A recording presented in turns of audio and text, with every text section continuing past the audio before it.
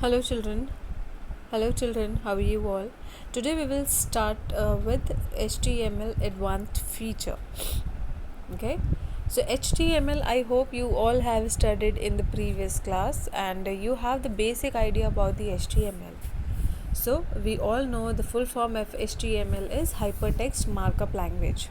But in this video if you are unable to see the picture because of the picture quality, don't be disappointed because I'm just going to start with the book page, whatever is it is written in it. So you can open your book, page number 82. HTML is a hypertext markup language, and HTML is a markup language which is very popular for making web pages and websites. It is a very simple language with simple rules, and in this chapter we will familiarize you with some features of this wonderful language. So let's talk about some of the features of HTML. The first feature of HTML is a document layout and hyperlink specification language. It is used only to design and display web pages along with hyperlinks. So HTML is a document layout. You can write this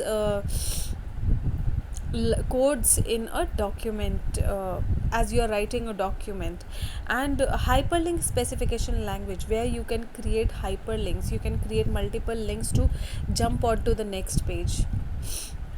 It is used only to design and display web pages along with hyperlink.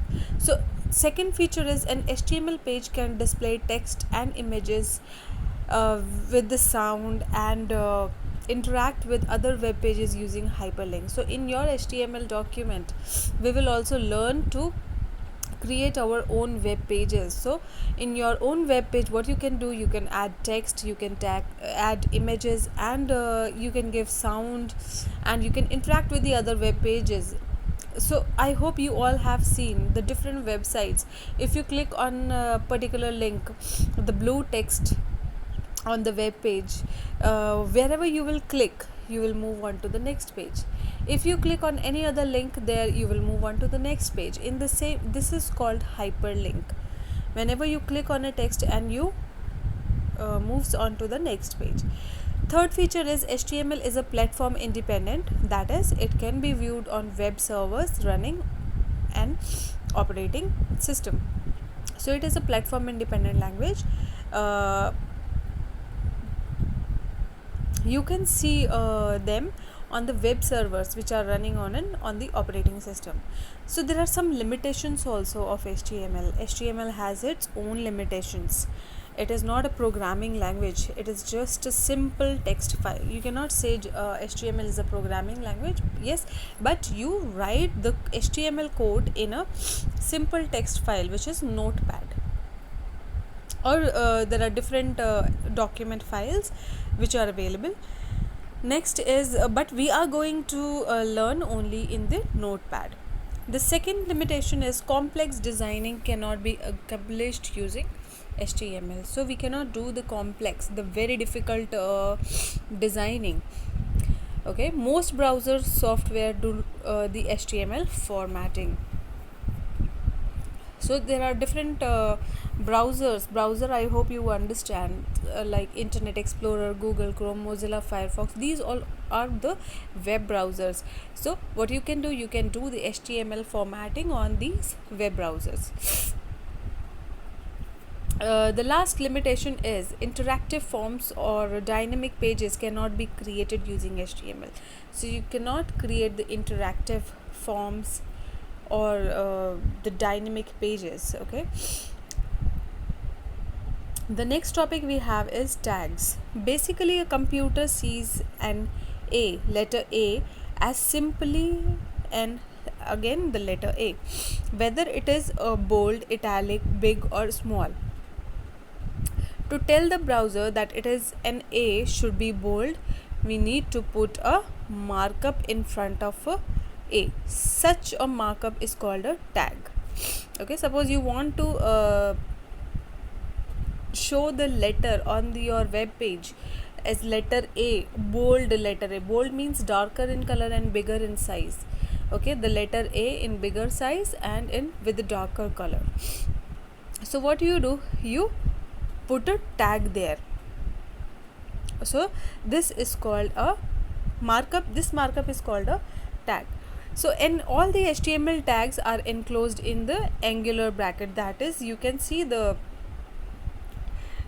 which you use in your mathematics, this less than and greater than sign. So here we have we call these brackets as angular brackets.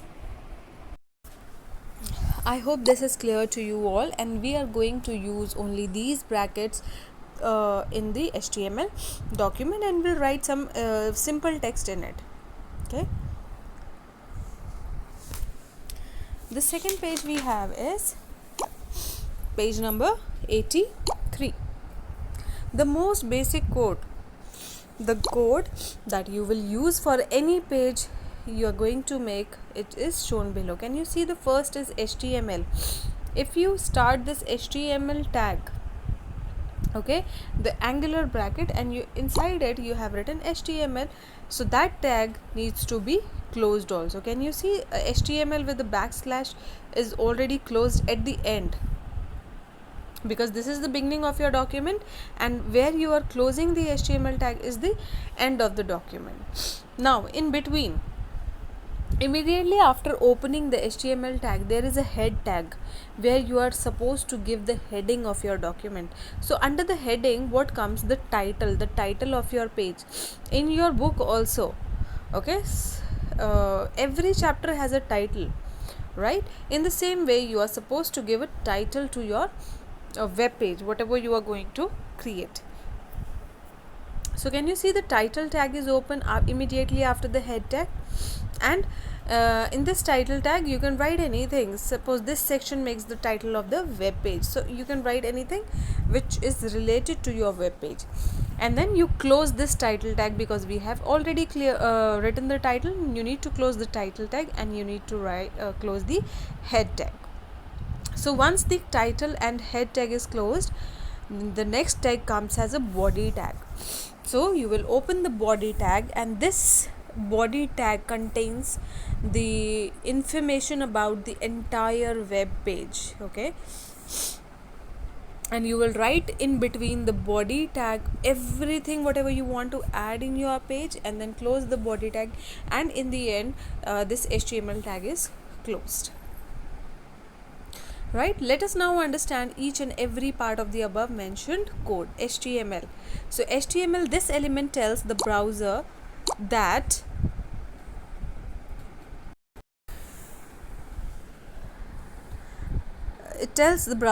the file contains HTML. So once you write this HTML tag, that means it is a HTML file which is has the coded information, all the codes written related to the HTML. So the file extension .html also indicates this an HTML document and must be used. So whenever you save any file in Microsoft Word, Excel, PowerPoint, so you write the name of the file, and those file automatically get saved with a particular extension. Like Microsoft Word, it gets saved with the .doc or .docx. In the same way, if we talk about PowerPoint, if you save any file, it is automatically saved with the extension .ppt or .pptx. Okay, if we talk about Excel, the file gets saved with the extension .xls or xlsxx.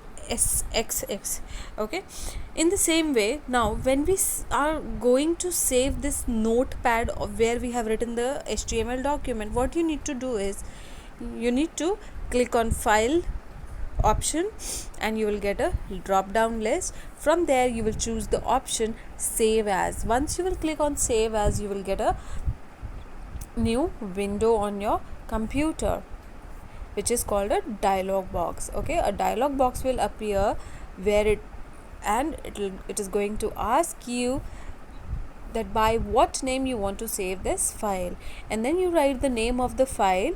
But remember, okay, to put a dot immediately after giving the name and write HTML. That means you need to save this file with the .html extension.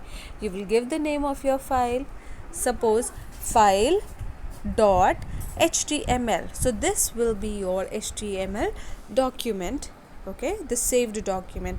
The next comes as head. The head element identifies the first part of your html coded document that contains the title. So title is very important. If you do not know the title of any chapter, how would you recognize that what it is related to? Okay, so it is very important for you to write the title under the head tag, and that this title, whatever you are going to write in your document, is going to shown on the top of your web browser.